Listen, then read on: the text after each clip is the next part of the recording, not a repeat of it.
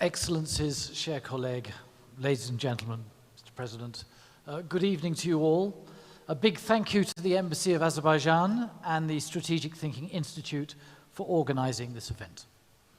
The exam question Mr. Kafkaziala, the president of the Institute, asked us to address was how the international system might be changed by the pandemic crisis. No one doubts that the international system could certainly be improved, but will the coronavirus help us to achieve that? Someone once said, and I now know because Roy has told me, it was Winston Churchill, someone once said that we should never waste a crisis, but use it as an opportunity for much needed change. Well, will this happen this time? Looking back at the history of the 20th century, we can see how the cataclysm of 2 world wars definitely prompted major changes domestically in our countries and to the international system. After the First World War, there was a huge and overdue increase in women's rights in many countries. This came about in recognition of the enormous contribution women had made on the home front, in industry, and as nurses and doctors close to the front line to our war effort. Internationally, the establishment of the League of Nations was the most important attempt to date to change the way countries manage disputes. But its aims of collective disarmament, peaceful resolution of disputes, and an increase in people's general welfare were undone by the Second World War. Had we been having this discussion in the early 1920s, we might have predicted that the First World War had been the last global conflict and that good sense, compromise, and reason would guide the behavior of nations in the future. And it would only take 2 decades to prove us completely wrong. The international community did better after the Second World War. The United Nations, though not perfect, and frustrated in its aims during the Cold War and since by ideological differences in the Security Council, continues to be the forum where we collectively attempt to resolve disputes peacefully and make the world a better place. In the UK, the Second World War brought about a number of really important changes. It paved the way for our welfare state and our National Health Service. Regardless of class or wealth, we had all faced the trials of the war together, and we all deserved to benefit from the advances that peace would bring. The end of the war, which had been fought in the name of freedom, also made starker the contradiction between that high ideal and the practice of colonialism. Starting with India in 1947, the UK adopted a policy of peaceful disengagement from its colonies once stable non-communist governments were able to assume power. So a question for us this evening is whether the pandemic, today's pandemic, is of a scale to act as a catalyst to get us to address our collective failures in the way we do business with each other internationally, and likewise, whether it will lead to more progressive policies in our domestic arrangements as well. Now, my view is it doesn't seem so far that COVID-19, for all its inconvenience and lethality, is a disaster to match a global war, thank goodness.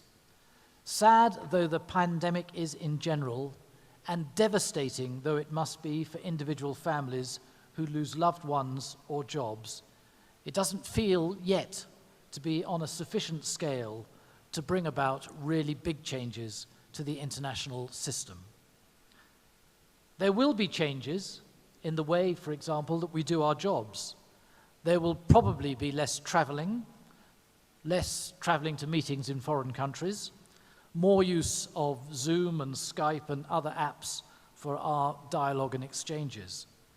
The acceleration in the shift from the real world to the digital world that the pandemic is bringing about may also be reflected in the practice of diplomacy.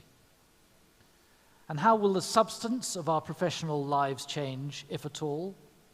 I think the pandemic may shift the dial a bit on certain issues, but we probably won't see it usher in a new era of international peace and cooperation.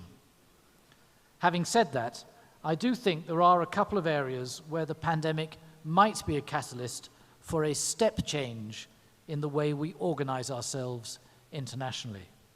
First, we may be ready, once this is all over, to improve the systems for international coordination in the global response to pandemics. So far, there's been a lot of discussion about the performance of the WHO, and there have been some successful fundraising efforts for organizations involved in research for new vaccines to prevent and new drugs to treat the coronavirus.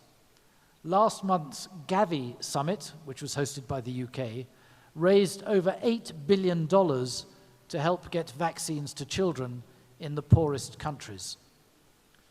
But beyond fundraising and marking the WHO's homework, there are probably other things we could do better collectively as the international community to predict, to prevent, and if necessary, to respond to any future pandemic.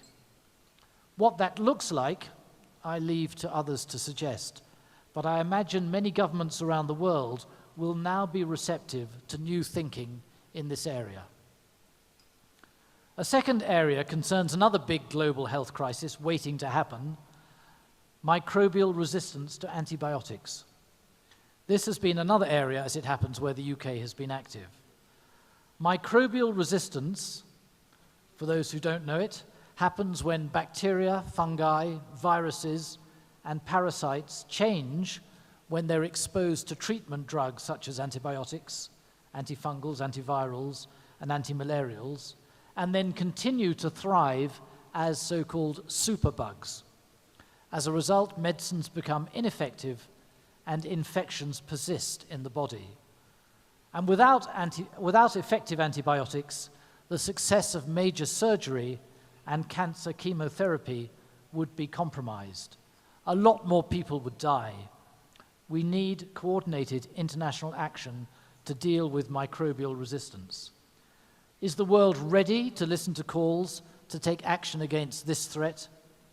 Perhaps the coronavirus pandemic will make us a bit more inclined to act to deal with a preventable global-scale risk to human health. Thirdly, and here I may be becoming captured by wishful thinking, I wonder whether the damage to our economies that we're suffering as a result of the pandemic will encourage us to build back better, by which I mean to invest in green technologies more than we had planned to do anyway, in order to give our economies both a Keynesian shot in the arm and take some materially significant steps towards tackling climate change.